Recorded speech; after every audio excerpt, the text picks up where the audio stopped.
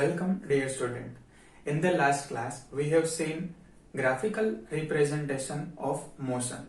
In graphical representation of motion we have seen two types of graph, that is distance versus time graph and velocity versus time graph.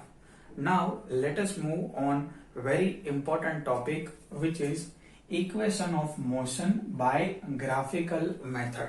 We want to see equation of motion and we derive this equation by graphical method.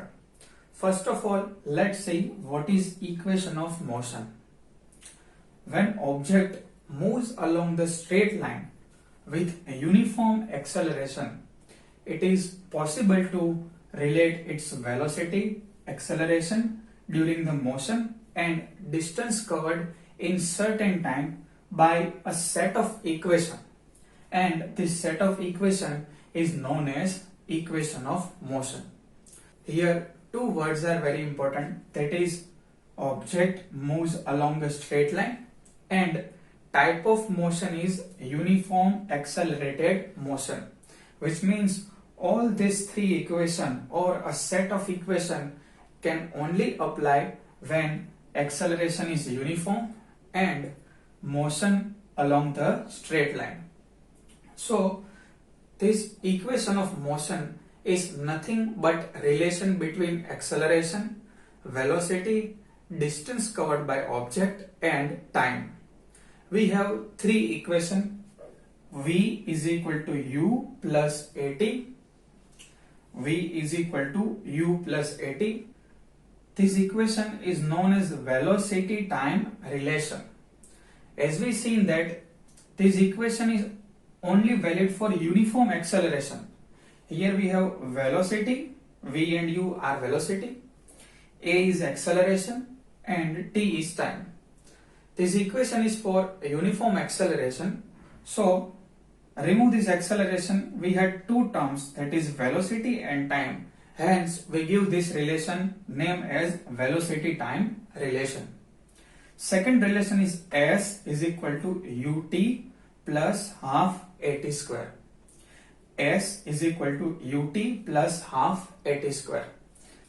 Remove this acceleration, we have another three things, that is distance, velocity and time. So we give this equation name as position time relation, because here distance covered is nothing but position of object. So we give this equation named as position time relation.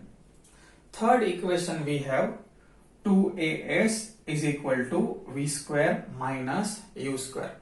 Remove this a, we have velocity and distance, and for distance we give name as position. So we have a relation for position velocity relation. So we have an equation named as position velocity relation. We almost know all these terms. Let us see what each and every term is. U is initial velocity. U is initial velocity. V is final velocity. S is distance covered by object in a t time. And A is uniform acceleration in also t time. Now let us jump to derivation of equation. And in this type of question, we have to derive equation from the graphs. Let's consider one object is moved along the straight line with uniform acceleration small a. Hence, we have the graph AB.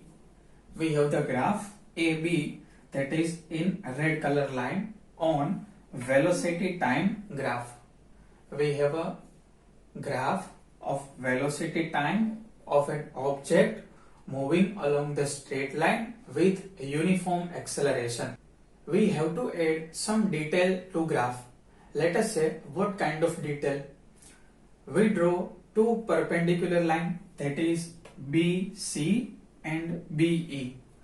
Line BC is drawn on time axis and line BE is drawn on velocity axis, and draw another parallel line, that is AD is parallel to OC.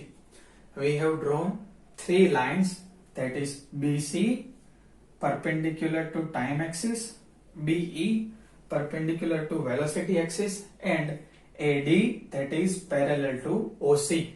We have object with initial velocity u at time 0, and after a t interval of time it has velocity of v. Let us derive our first equation, that is equation for velocity time relation. Derivation of equation is very simple. Let's take BC. See first BC. BC is made up of BD plus DC. So I write BC is equal to BD plus DC. Now what is BC? BC is velocity. V, that is final velocity. So I write V in place of BC. I took BD as it is. DC is nothing but AO, and AO is nothing but initial velocity u. So I write u in place of DC. So I can write from this equation BD is equal to V minus u. Name it as equation number 1. From the graph, acceleration can be written as change in velocity divided time taken. Here change in velocity is final minus initial, that is V minus u, divided time taken is t. So I write V minus u divided t. Now what is V minus u? V minus u is a BD. So I write BD divided t. Take t to numerator. So we get BD is equal to AT. Name as equation number 2. Equation 1 and 2 has a BD in its left side. So left side is equal.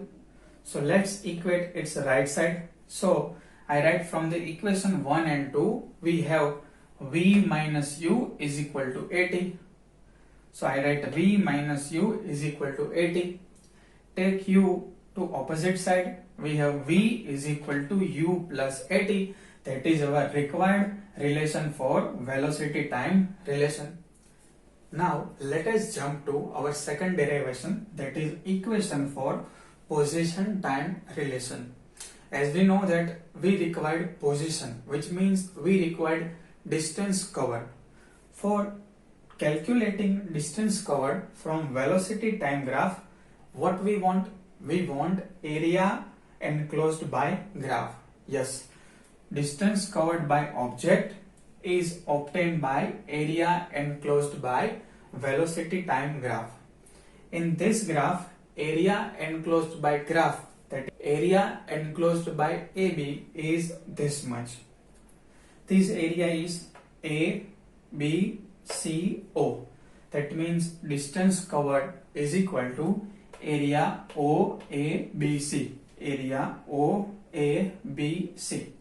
Let's look at this area. We can divide it into two known parts. That is, one is a rectangular part and another one is a right angle triangle.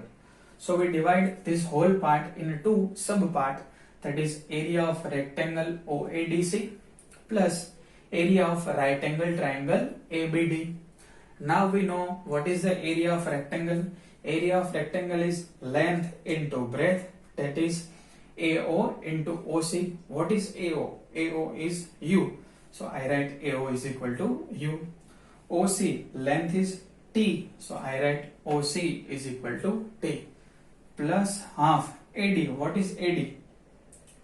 AD is parallel to OC. OC is T. So AD is also T. And what is BD? You know from the previous equation BD is equal to AT. So I write BD equal to AT. So U into T, that is UT, plus half A into T, that is AT square. So in this way, a very simple way, by just calculating area under the graph, we can derive equation S is equal to UT plus half AT square. That is equation for position time relation. Our last equation is equation for position velocity relation. In this relation also we have a position, which means we required distance traveled by object, and we know for the velocity time graph, distance traveled by object is area under velocity time graph. So in this case also, area under this graph AB is nothing but area of AOCB, and you can see this area of AOCB is nothing but trapezium. We have seen trapezium like this. If you rotate this trapezium in anti-clockwise direction, you get this part, that is this part. And we know that the formula of area of trapezium is height by 2 into sum of parallel side. This is height and this is length of parallel side. So formula for area of trapezium is height divided 2. Here height is this much. This is height, and these two AO and BC are parallel sides.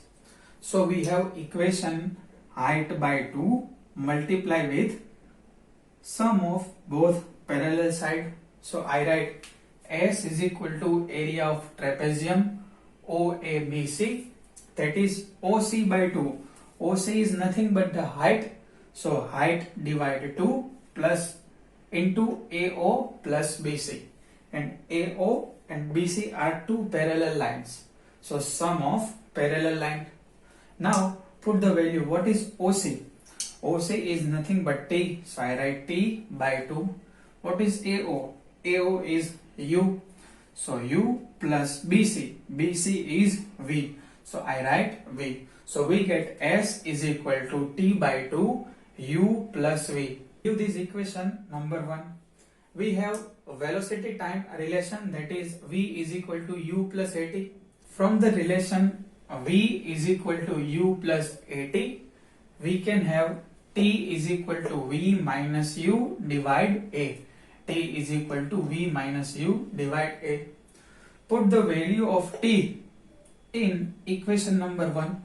So now in place of T, I put this value V minus U divide A. So from the equation 1, S is equal to T, but now I will write T as V minus U divide A. So here I write V minus U divide A, and remaining part is U plus V divide 2. So I write U plus V divide 2. V minus U and V plus U gives us V square minus U square, and 2 multiply A gives us 2A. Take 2 to opposite side, we get 2AS is equal to V square minus U square. In this simple way, we can derive all three equations of motion by graphical method.